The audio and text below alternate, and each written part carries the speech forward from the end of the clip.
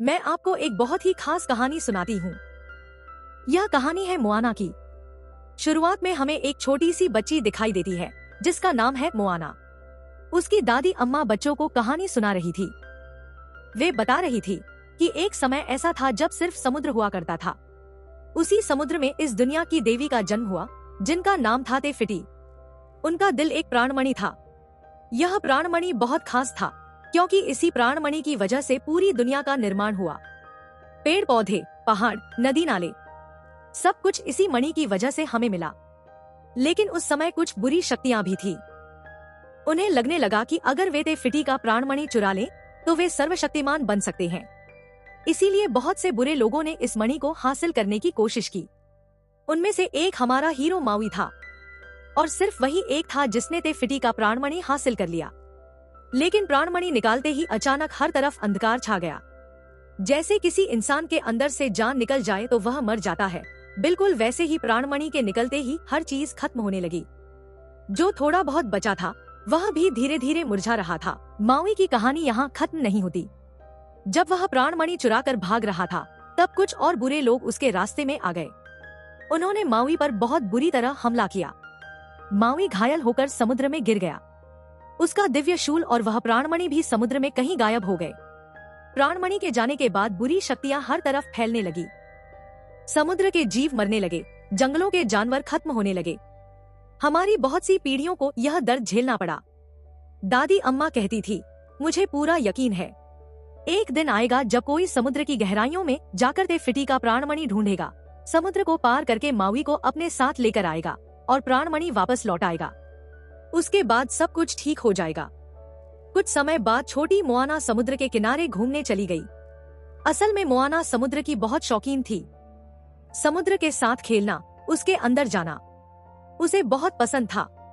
तभी उसे एक छोटा सा कछुआ दिखा जिसे कुछ कौवे परेशान कर रहे थे। मोआना अभी बची थी लेकिन दिल की बहुत अच्छी थी। उसने उस कछुए की मदद की और उसे समुद्र में पहुंचा दिया। मोआना की इस हरकत को देखकर समुद्र का दिल भी पिघल गया। एक तरह से समुद्र ने खुद मोआना को चुन लिया। उसने मोआना के लिए रास्ता बनाया और उसके साथ खेला। फिर समुद्र ने मोआना को तेफिटी का प्राणमणि दे दिया। दरअसल इसीलिए समुद्र ने मोआना को चुना था। उसी वक्त मोआना के पिताजी आ गए। अपनी बेटी को समुद्र के इतने अंदर खड़ा देखकर वे बहुत डर गए। उन्होंने मोआना को किनारे पर लाया और कहा, हमें कभी भी समुद्र की गहराइयों में नहीं जाना चाहिए। कभी कभी समुद्र हमारे लिए खतरनाक भी हो सकता है। इसके बाद मोआना अपनी दादी के साथ खेलने चली गई। समय बीतता गया और मोआना बड़ी हो गई। अब वह इतनी बड़ी हो चुकी थी कि अपने कबीले की सरदार बनने के लायक थी। एक दिन उसके पिताजी उसे एक पहाड़ पर ले गए और बताया, यह वही पहाड़ है जहां हमारे पूर्वज सरदार बनने से पहले शपथ लेते थे। आने वाले कुछ ही दिनों में तुम्हें भी यहाँ पत्थर रखकर शपथ लेनी होगी। अचानक खबर आई कि उनके नारियल सड़ने लगे हैं। मोआना ने कहा, जिन पेड़ों में ऐसा हो रहा है उन्हें काट दो और वहाँ नए पेड़ लगाओ। पिताजी खुश हुए सोचकर कि उनकी बेटी समझदार हो रही है। लेकिन समस्या यही नहीं रुकी। समुद्र के किनारे एक भी मछली नहीं मिल रही थी। अगर मछलियाँ नहीं मिलेंगी तो सब भूखे मर जाएंगे। एक छोटी सी मीटिंग बुलाई गई। पिताजी ने कहा, यह कोई बड़ी समस्या नहीं है। कभी कभी तूफान की वजह से मछलियाँ गहरे समुद्र में चली जाती हैं। हमारे पास काफी मछलियाँ और नारियल है, कुछ दिन गुजारा हो जाएगा। एक आदमी बोला, तूफान तो आया ही नहीं, फिर मछलियाँ अचानक गायब क्यों हो गई? मोआना ने कहा, हमें एक बार गहरे समुद्र में जाकर देखना चाहिए। क्या पता वहाँ मछलियाँ मिल जाए। हमें बीच समुद्र में जाना ही होगा, वरना बहुत से लोग भूखे मरेंगे। लेकिन पिताजी इससे बिल्कुल सहमत नहीं थे। उन्हें लगता था कि मोआना सिर्फ अपने शौक के लिए बीच समुद्र जाने की जिद कर रही है। उन्होंने कहा, अगर हमारे बुजुर्गों ने नियम बनाए हैं तो उनका पालन करना होगा। हम इस तरह बीच समुद्र नहीं जा सकते। इस बात को लेकर बाप बेटी में थोड़ी बहस हो गई। मोआना नाराज हो गई। तब उसकी माँ उसके पास आई और बताया, एक समय ऐसा था जब तुम्हारे पिताजी बिल्कुल तुम्हारी तरह थे। उन्हें भी समुद्र की गहराइयों में जाने का बड़ा शौक था। कभी कभी वे नाव लेकर चले भी जाते थे। लेकिन एक बार जब वे अपने भाई के साथ बीच समुद्र गए तब तेज लहरों ने उनके भाई को उनसे अलग कर दिया। तब से उन्होंने कभी बीच समुद्र जाने का नाम नहीं लिया। वे थोड़े डरे हुए हैं क्योंकि उन्होंने अपने भाई को खो दिया है और अब वे तुम्हें खोना नहीं चाहते। वे तुम्हारी भलाई चाहते हैं। लेकिन अचानक मोआना के दिमाग में कुछ आ गया। वह एक नाव लेकर बीच समुद्र की तरफ निकल पड़ी। थोड़ी दूर जाते ही वह लहरों के बीच बुरी तरह फंस गई। लहरें उसे भटकाती रहीं, लेकिन अच्छी बात यह थी कि वही लहरें उसे वापस किनारे पर लाकर छोड़ गईं। उसी वक्त दादी अम्मा उसके पास आईं। मोआना ने कहा, पिताजी बिल्कुल सही कहते हैं, समुद्र हमारे लिए नहीं बना है। दादी मुस्कुराईं और बोली, शायद तुम गलत हो। फिर उन्होंने समुद्र में कुछ ऐसा किया कि आसपास ढेर सारी मछलियां इकट्ठा हो गईं। मोआना समझ गई कि दादी उसे कुछ बताना चाहती है। दादी उसे एक गुफा के पास ले गई और कहा, अंदर जाओ, नगाड़ा बजाओ और सब कुछ जान जाओ। गुफा के अंदर मोआना को ढेर सारी नावें दिखाई दी। उसने एक नाव के पास जाकर नगाड़ा बजाया। अचानक मशालें जल उठीं। अब उसे वो समय दिखाई दिया जब उसके पूर्वज समुद्र की गहराइयों में खेलने जाया करते थे। उनके लिए समुद्र की गहराई किसी गड्ढे जैसी नहीं, बल्कि घर जैसी थी। पीढ़ी दर पीढ़ी यह सिलसिला चलता रहा। बच्चों के बच्चे, उनके बच्चे, सब समुद्र की परीक्षा पास करके महान जहाजी कहलाते थे। मोआना के मन में बचपन से यही सवाल था। अब जाकर सच्चाई सामने आई। उसे पता चला कि उसके पिताजी भी कभी जहाजी हुआ करते थे। मोआना ने दादी से पूछा, इन जहाजों को छुपाकर क्यों रखा गया है? दादी ने बताया, ते फिटी का प्राणमणि निकालने के बाद सब कुछ तबाह होने लगा। कई द्वीप बर्बाद हो रहे थे, मछलियां मर रही थी, जानवर खत्म हो रहे थे। तुम्हारे पिताजी घबरा गए और कबीले की भलाई के लिए समुद्र में जाना बंद कर दिया। लेकिन समुद्र ने तुम्हें चुन लिया है। जब तुम छोटी थी और समुद्र तुम्हारे साथ खेल रहा था, मैं छुपकर देख रही थी। उसने तुम्हें चुना है, इसलिए तुम्हें सब कुछ ठीक करना पड़ेगा। ते फिटी का प्राणमणि वापस लौटाकर पहले जैसा सब कुछ ठीक करना होगा। उसी समय समुद्र भी आया और मोआना को आशीर्वाद दिया। दादी ने बताया, पूर्वजों से मैंने सुना है, जिस दिशा में माउई का शूल है, उसी दिशा में सीधा जाना है। ठीक उसी के नीचे तुम्हारी मुलाकात माउई से होगी। मोआना ने कहा, मैं एक बार पिताजी से बात करके देखती हूँ। अगर वे मान गए तो हम सब मिलकर माउई को ढूंढेंगे।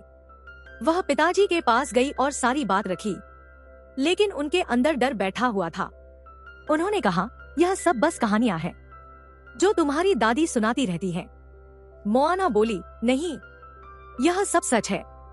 हमें ते फिटी का प्राणमणि लौटाकर सब कुछ ठीक करना होगा। लेकिन पिताजी नहीं माने।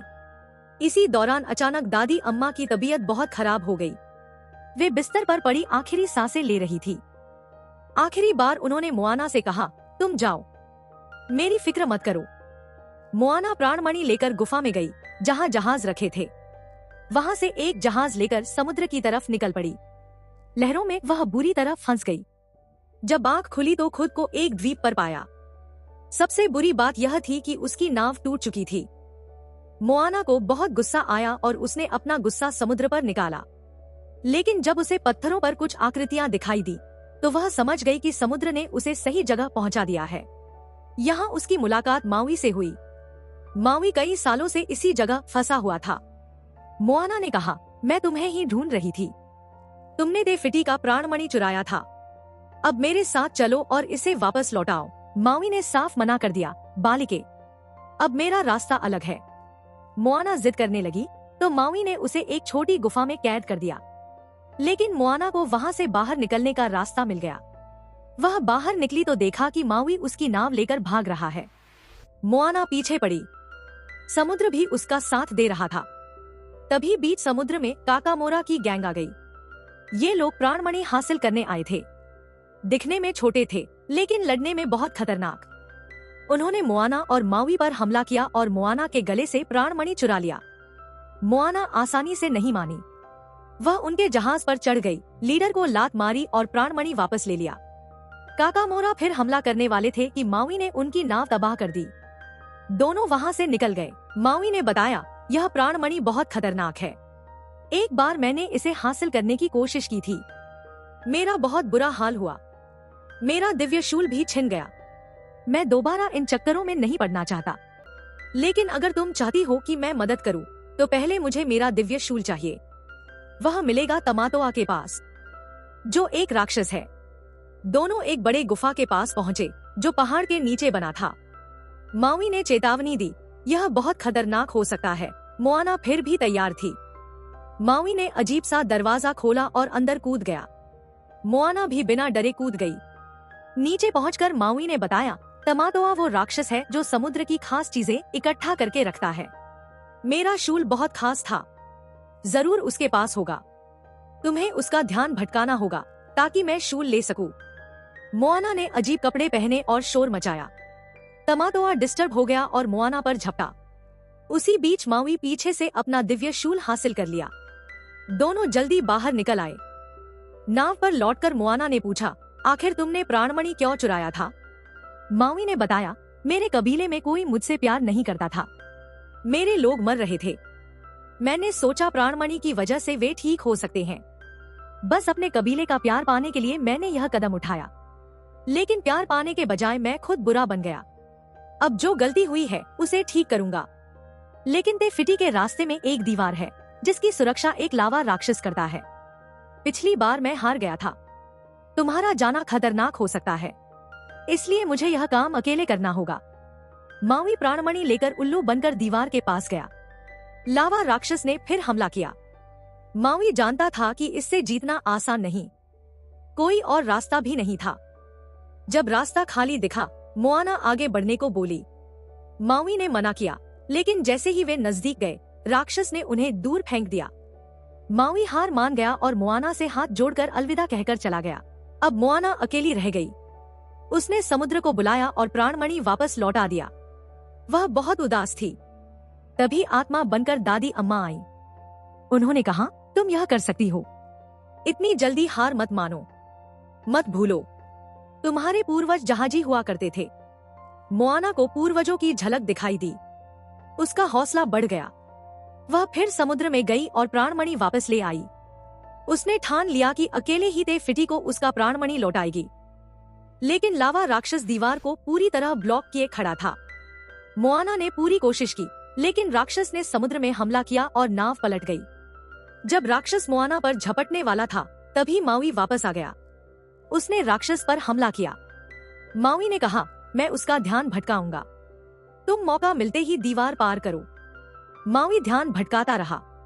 मौका मिलते ही मोआना दीवार पार करके पहुंच गई, लेकिन वहां ते फिटी नहीं थी। तभी मोआना को समझ आया, यह लावा राक्षस ही ते फिटी हैं। उनके अंदर का गुस्सा और बुरी चीजें उन्हें राक्षस बना चुकी थी। राक्षस मावी पर हमला करने ही वाला था कि प्राणमणि की रोशनी उस पर पड़ी। रोशनी देखते ही वे शांत हो गई। समुद्र ने रास्ता बनाया। मोआना ने प्राणमणि वापस लौटा दिया। ते फिटी फिर सामान्य हो गई। हर तरफ हरियाली लौट आई। बंजर जमीनों पर पेड़ पौधे उगाए। मावी का शूल भी वापस मिल गया। जाने से पहले मोआना ने मावी से पूछा कि क्या वह साथ चलेगा। मावी ने मना कर दिया, मुझे अभी कुछ अधूरे काम पूरे करने हैं। मोआना नाव लेकर अपने कबीले लौट आई। उसने सबकी जान बचाई थी। माता पिता और पूरा कबीला गर्व से भर उठा। मोआना को सरदार बना दिया गया। और यहीं यह कहानी खत्म होती है। अगर वीडियो अच्छी लगी तो लाइक कर दो, चैनल को सब्सक्राइब कर लो और बेल आइकॉन भी दबा दो। मिलते हैं अगली वीडियो में।